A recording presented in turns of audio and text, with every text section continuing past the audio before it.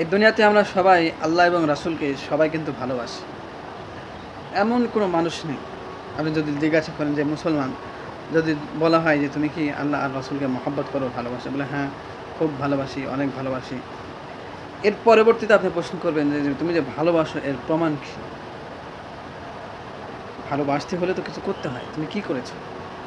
এর প্রমাণটা কী? এর বাহ্যিক রূপটা কী? মানে ভালোবাসার জন্য তুমি কি করেছো?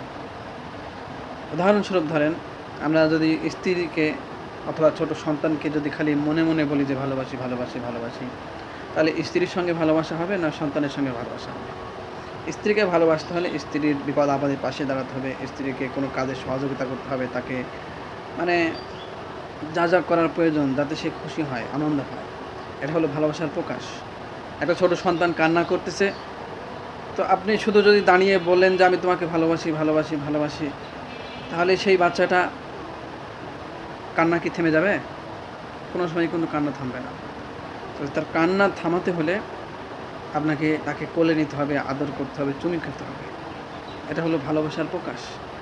তা আমি যে আল্লাহ এবং রসুলকে ভালোবাসি, মহব্বত করি, এর প্রকাশ কী? আপনি নামাজ পড়ছেন, আপনি রসুলের সুন্নত মানছেন, কোরআন হাদিসের কথা অনুযায়ী জীবনযাপন কি করছেন আপনি? ঠিক না? শুধু মনে আর মুখে যদি খালি বলেন যে আমি ভালোবাসি, আল্লাহকে অনেক মহব্বত করি, রসুলকে অনেক মহব্বত করি, কিন্তু শুধু মহব্বত করি এটা মনে আর মুখে থাকলে হবে না, এটা প্রকাশ করতে হবে, তবেই প্রকৃত এবং সত্য ভালোবাসা।